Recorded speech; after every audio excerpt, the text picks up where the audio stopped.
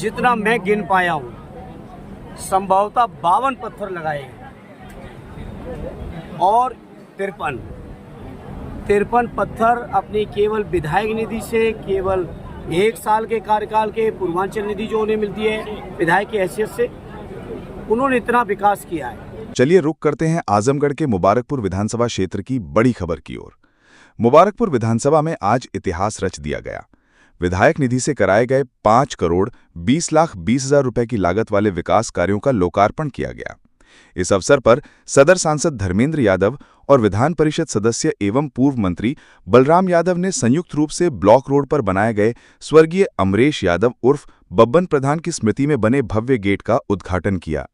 सांसद धर्मेंद्र यादव ने कहा कि विपक्ष का विधायक होते हुए भी अखिलेश यादव ने मात्र 1 साल में 53 विकास कार्य पूरे कर ये साबित कर दिया कि विकास की राह में कोई रुकावट आड़े नहीं आ सकती। वहीं पूर्व मंत्री बलराम यादव ने कहा कि विधायक अखिलेश यादव ने जो कार्य करके दिखाया है वो पूरे प्रदेश के लिए मिसाल है। अपने संबोधन में विधायक अखिलेश यादव ने कहा कि उनका लक्ष्य है कि मुबारकपुर विधानसभा का कोई भी गांव विकास से अछूता ना रहे।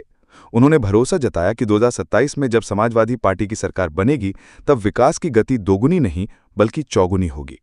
इस मौके पर जिला अध्यक्ष हवलदार यादव, विधायक पूजा सरोज, संग्राम यादव, पूर्व सांसद नंदकिशोर यादव, पूर्व विधायक श्याम बहादुर यादव, पूर्व मंत्री राम दुलारे राजभर समेत बड़ी संख्या में जनप्रतिनिधि और कार्यकर्ता मौजूद रहे।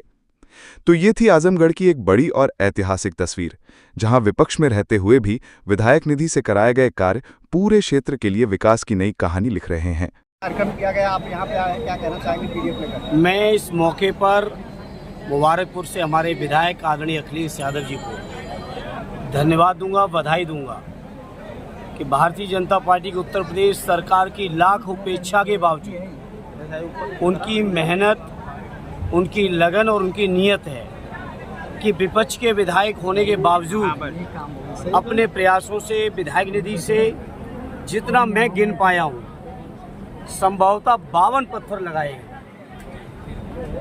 और 53 पत्थर अपनी केवल विधायक निधि से, केवल 1 साल के कार्यकाल के पूर्वांचल निधि जो उन्हें मिलती है विधायक की हैसियत से, उन्होंने इतना विकास किया है।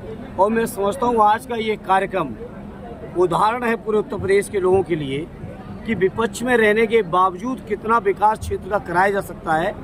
वो किसी को देखना हो तो हमारे मुबारकपुर क्षेत्र में आके देखें, हमारे विधायक जी के प्रयासों को देखें। और इस मौके पे उनको बधाई देता हूँ और जनता को बधाई देता हूँ क्योंकि उनको समर्पित हुआ ये।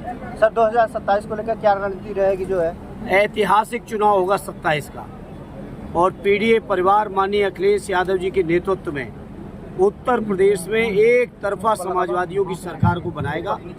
और ये जो वोट चोरी, भ्रष्टाचार, लूट, बेरोजगारी, जो पेपर लीक से लेके, बिजली से लेके, स्वास्थ्य से लेके, शिक्षा से लेके, पढ़ाई रोकने वाली ये जो भारतीय जनता पार्टी की सरकार है, इस सरकार को लोग एकदम सबक सिखा के प्रदेश से बाहर करने का काम करेंगे।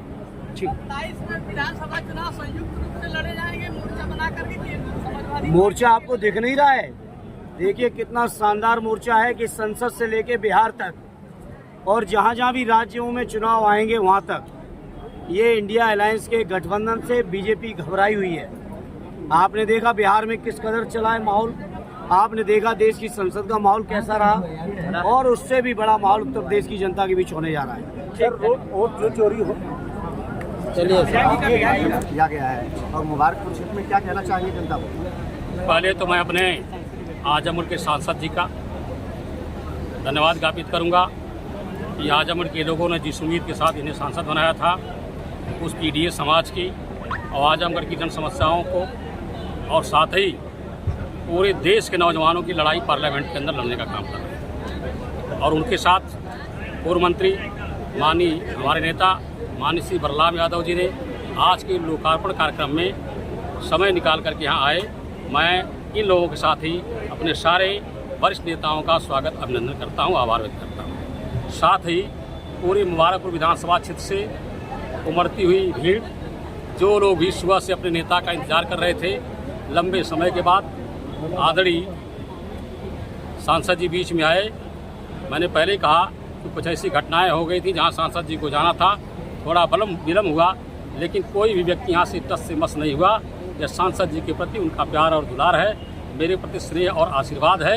जो लोग भी आए हैं मैं सबका दिल की गहराइयों से आभार व्यक्त करता हूँ, सबको प्रणाम करता हूँ। जहाँ तक लोकार्पण के कार्यक्रम का सवाल है, तो आज एक चीज़ मैं स्पष्ट कर दूँगा आपसे, यह वित्तीय वर्ष 2024-2025 1 साल मात्र का ये कार्य है और कुल 5,20,20,000 का पत्थर आपके सामने लगा हुआ है। तो मैंने जिस उम्मीद के साथ, इन जिम्मेदारियों के साथ लोगों ने मुझे चुना है, उन जिम्मेदारियों को पूरा करने में पूरे लगन के साथ लगा हूँ। कहाँ तक सफल हो पाता हूँ यह बाद में देखा जाएगा, लेकिन मेरी पूरी कोशिश है कि विधायक निधि के द्वारा विपक्ष में रहते हुए भी क्षेत्र के विकास में एक ऐसी रुचि दिखाई जाए ताकि लोगों को लगे कि अगर 2027 में समाजवादी पार्टी की सरकार बनती है और आदरणीय अखिलेश यादव जी उत्तर प्रदेश के मुख्यमंत्री बनते हैं, तो निश्चित तौर पर आजमगढ़ के विकास को नई गति मिलेगी, आजमगढ़ विकास की गंगा बहेगी।